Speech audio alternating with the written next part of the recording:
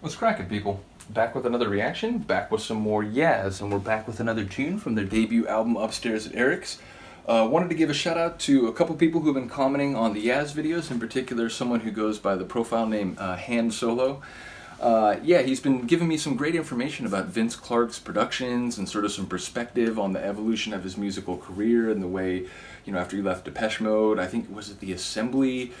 And then ultimately he was in Yaz, and then eventually he was in Erasure, and I've started to react to some Erasure tunes as well. So yeah, I wanted to send a shout out to the information that he's been giving and sort of the perspective about the music and the productions that Vince was doing in the 80s. And yeah, we're going to listen to a tune on this album called Midnight. It's interesting, some of the information that he was giving me is that basically, it's amazing that they were able to exist for as long as they did. Very different people, very contrasting personalities.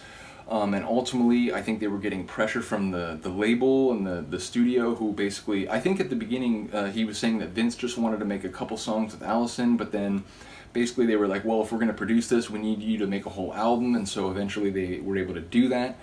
And I think it was so popular and a couple of the hits were so big that ultimately there was pressure to do a second album, but by this time I think the interpersonal relations were beginning to break down and there was less communication, and I think they barely were able to finish the album, and I think they recorded, the parts when they were in the studio at different times.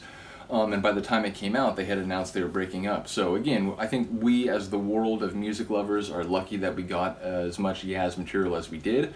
But I really enjoy it. I mentioned when I was reacting to, what song was it? I think it was Bad Connection.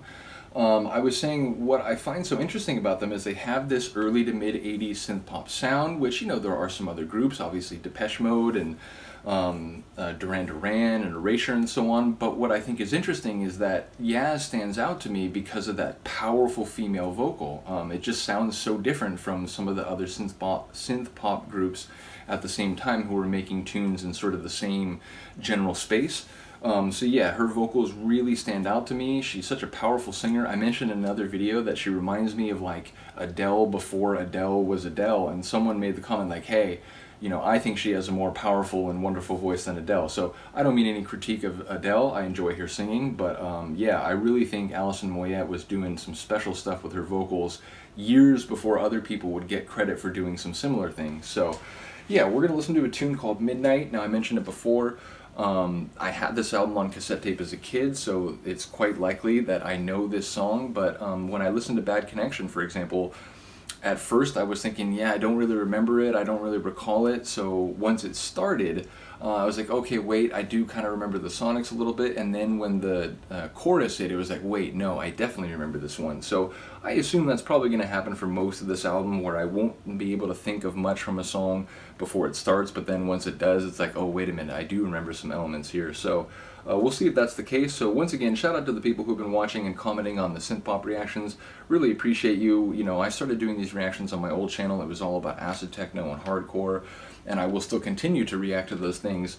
But when I, had to come over here to this new channel, and I thought, I have all this other music, punk rock and hip hop and synth pop that I love, I didn't know if there'd be a lot of people who would care to hear me talk about them. Techno, I had known enough people for long enough that, people for some reason do enjoy hearing me talk about techno. But just wanted to give a shout out to all the people who have enjoyed these synth pop reactions and are sort of encouraging me to check out more songs and more artists and more albums. So big ups to all of you.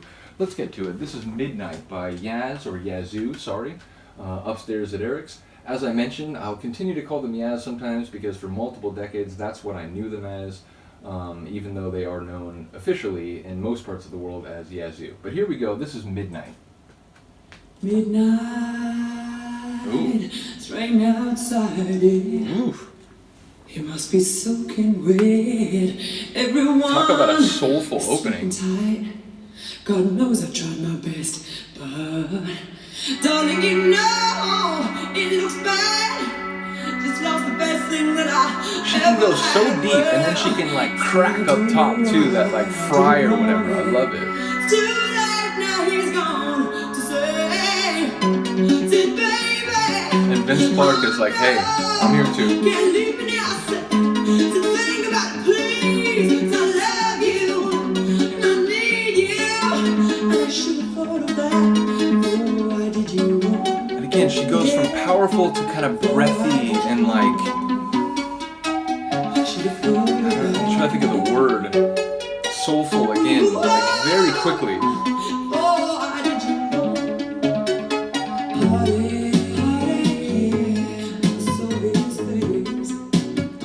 I like the sort of halting, syncopated nature of this one.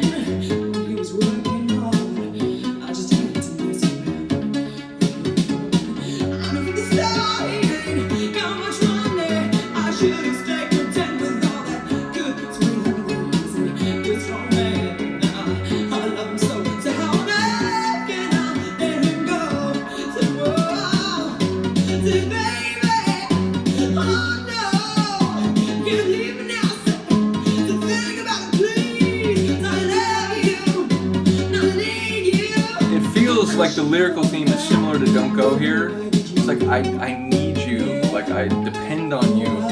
Don't leave my life, please. Or maybe this other person already has and she's up at midnight thinking about this, talking about this, ruminating about this. Okay, yeah, raining outside, it's midnight. Still looking for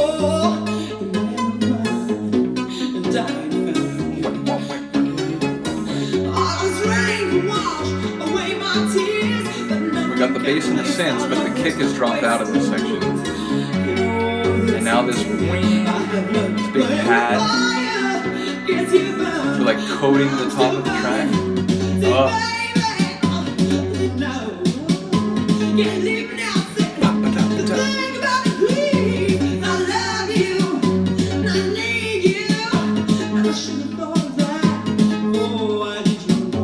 I should have thought of that before I did you wrong. That's what she said. Oh shit.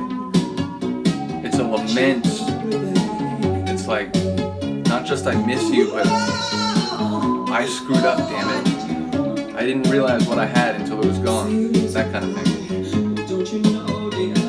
Don't you know? I'm losing my joy if you go now.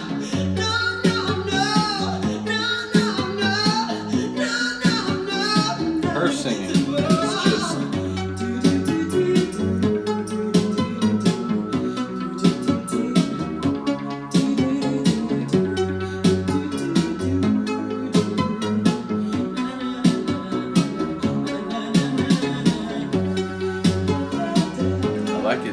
Melodic vocal articulation. I mean, her vocal range and control is remarkable. I'm no, vocal analyst. But I'm pretty sure what she's doing is impressive. Like, technically, not just as it sounds.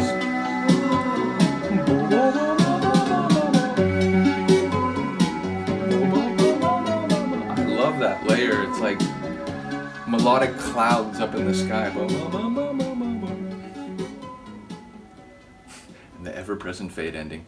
But no, that's great. I don't remember, that one didn't like re-key back to me as much as Bad Connection. That one, once it started, it was sort of like, wait, no, okay, I do remember dancing to this back when I was a kid.